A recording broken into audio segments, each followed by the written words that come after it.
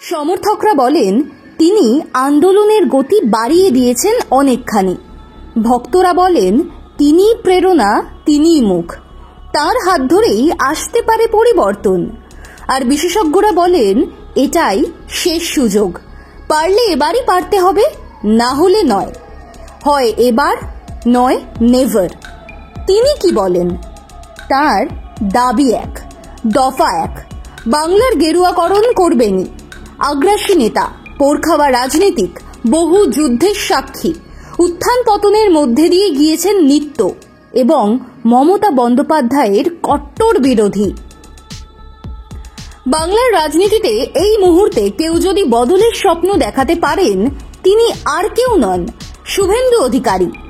কংগ্রেস থেকে তৃণমূল, তৃণমূল থেকে বিজেপি, যত দল বদলেছেন ততই ক্ষুরধার হয়েছে তার রাজনৈতিক বুদ্ধি আর স্ট্র্যাটেজি। প্রতিপক্ষ দল কি করতে পারে আগাম আঁচ পেয়ে যান, বুঝে নিতে পারেন তার আগামী চাল কি হওয়া উচিত। এই কারণেই মমতার বাংলায় শুভেন্দু প্রবলভাবে প্রাসঙ্গিক। সবচেয়ে উজ্জ্বল বিরোধী মুখ।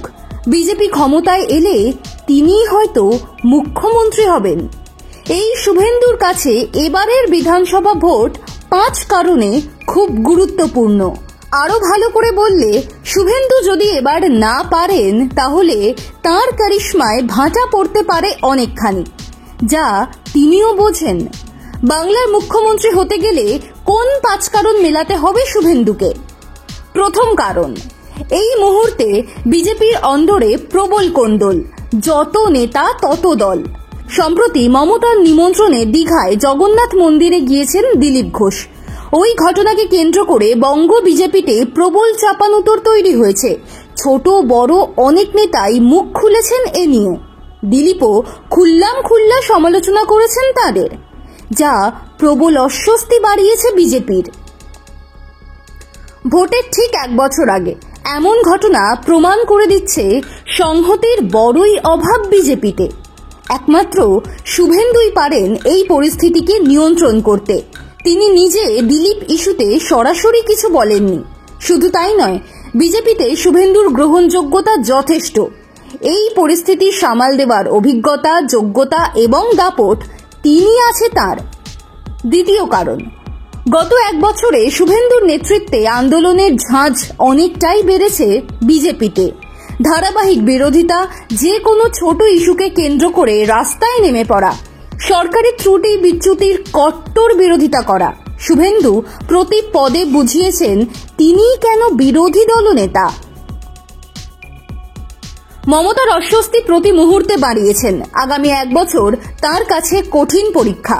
আন্দোলনের ঝাঁজ শুধু বাড়ালে চলবে না, মানুষের মনে বিকল্প হিসেবে বিজেপিকে প্রতিষ্ঠা করে ফেলতে হবে। এই কাজটা অনেকটাই সেরে রেখেছেন তিনি। বাকি কাজটুকু করার সময় এবার চলে এসেছে। তৃতীয় কারণ, গত বছর বাংলায় লোকসভা ভোট হয়েছে শুভেন্দুর নেতৃত্বেই। সামগ্রিক ছবি বলছে তৃণমূল বাজিমাত করেছে, কিন্তু ভোটের অঙ্ক বলছে অনেক জায়গায় তৃণমূল কার্যত ফটো ফিনিশে বিজেপিকে হারিয়েছে। অর্থাৎ চাইলে সেই জায়গাগুলোতে বিধানসভা ভোটে পদ্মফুল ফোটাতে পারে বিজেপি। সেই ফাঁকগুলো ভরাট করার কাজটা এখন থেকে শুরু করে দিতে হবে শুভেন্দুকে। চতুর্থ কারণ, শহর ও গ্রামের মেলবন্ধনের জায়গায় অনেক পিছিয়ে রয়েছে বিজেপি। পদ্ম শিবিরের যত দাপট তার অধিকাংশই শহরাঞ্চলে, অর্থাৎ গ্রামীণ মানুষের মনে এখনো জায়গা করে নিতে পারেনি বিজেপি। লক্ষ্মীর ভাণ্ডার বা সরকারি নানান স্কিমভোগী মানুষজন যে কারণে তৃণমূলের পক্ষেই থেকে গিয়েছে। এই ব্যারিকেড ভেঙে ফেলতে হবে শুভেন্দুকে। তিনি খুব ভালো করে জানেন এই দরজা খুলতে না পারলে বিজেপির পক্ষে বিধানসভা ভোটেও দারুণ কিছু করার সম্ভাবনা থাকবে না। পঞ্চম কারণ, অঙ্কের হিসেব বলছে 5% ভোটে বাংলায় পিছিয়ে রয়েছে বিজেপি। ওই 5% ভোট পেলে তৃণমূলকে পিছনে ফেলে দিতে পারে বিজেপি। ওই 5% ভোট রয়েছে বামেদের হাতে, যে কারণে বামেদের কট্টর বিরোধিতা করতে দেখা যায় শুভেন্দুকে। এক্ষেত্রে আরো স্ট্র্যাটেজিক হতে হবে। বামেরাও নতুন করে ঘুরে দাঁড়াচ্ছে। ফলে বামেদের ভোটের শতাংশ যদি বেড়ে যায় বিজেপির চাপ বাড়বে, যে কারণে আরো বেশি আগ্রাসী হতে হবে শুভেন্দুকে। ষষ্ঠ কারণ, হিন্দুত্ব দিয়ে বাংলায় ক্ষমতায় আসার চেষ্টা করছে বিজেপি। এতে খানিকটা লাভ যে হয়েছে পদ্ম শিবিরে তা অস্বীকার করা যাবে না, কিন্তু পুরোপুরি হচ্ছে না। বাংলার ভোটে শুধু হিন্দুত্ব দিয়ে বাজিমাত করা কঠিন, যে কারণে সংখ্যালঘু অধ্যুষিত এলাকায় দাগ কাটতে বিজেপি ছক পাল্টাতে হবে, যাতে বাংলায় আপামর মানুষের বিশ্বাস অর্জন করে ফেলতে পারে শুভেন্দু। সপ্তম কারণ, গতবারের বিধানসভা ভোটের দায়িত্বে ছিলেন দিলীপ ঘোষ। ৭৭টা সিট জিতেছিল বিজেপি। এ রাজ্যে এখনো পর্যন্ত ওটাই সেরা পারফরমেন্স। শুভেন্দু লোকসভা ভোটের দায়িত্বে থাকলেও দলকে সার্বিক সাফল্য দিতে পারেননি। এবারের বিধানসভা ভোট তার কাছে বড় পরীক্ষা, এটাও অস্বীকার করা যাবে না। শুভেন্দুর নিজস্ব কারিশমা আছে, জনতাকে টানতে পারেন, স্বপ্ন দেখাতে পারেন। এই কারিশমাকে কাজে লাগিয়েই তাকে আগ্রাসী হতে হবে। এমনিতে বিজেপি মানে এখন শুভেন্দুই। তিনি সারাক্ষণ পথে ঘাটে থাকেন, অবিরত আন্দোলন চালিয়ে যান।